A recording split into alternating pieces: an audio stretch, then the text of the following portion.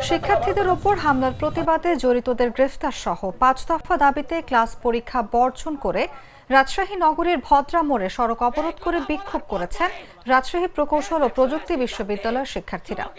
আজ দুপুর ১টার দিকে রুয়েট থেকে বিক্ষোভ মিছিল নিয়ে এসে নগরীর ভদ্রা মোড়ে চৌরাস্তা অবরোধ করেন শিক্ষার্থীরা। হোটেল ব্যবসায়ীরা আছে, তারা রীতিমতো রুয়েটের শিক্ষার্থীদের সাথে নিয়মিত দুর্ব্যবহার করে থাকে। প্রায় আধা ঘন্টা সেখানে অবস্থান নিয়ে বিক্ষোভ করেন তারা। এর ফলে নগরীর ভদ্রা এলাকায় যানজট তৈরি হয়। আন্দোলনকারীদের ভাষ্য, সোমবার সন্ধ্যায় শহরের পদ্মা আবাসিক এলাকায় দোকানদারের সঙ্গে কথা কাটাকাটির জেরে স্থানীয়দের সঙ্গে রুয়েট শিক্ষার্থীদের সংঘর্ষ হয়।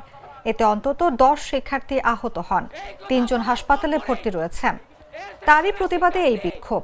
তাদের দাবি, হামলাকারীদের দ্রুত গ্রেফতার ও শাস্তির মুখোমুখি করতে হবে। নগরীর বিভিন্ন আবাসিক এলাকা ও মেসে থাকা শিক্ষার্থীদের নিরাপত্তা প্রদান করতে হবে। রুয়েট এবং এর আশেপাশের এলাকাগুলোকে চোর এবং ছিনতাই মুক্ত করতে হবে। আমরা দেখেছি সাম্প্রতিক সময়ে রুয়েটের ভিতরে বাইরে মেসগুলোতে চুরি হয়েছে এবং ছিনতাইয়ের ঘটনা ঘটেছে। এ বিষয়ে দ্রুততম সময় পদক্ষেপ গ্রহণ করতে হবে, জড়িতদের শাস্তির আওতায় আনতে হবে এবং চোর এবং ছিনতাই মুক্ত করতে হবে। চতুর্থত, রুয়েটের আশেপাশের এলাকাকে মাদক মুক্ত করতে হবে।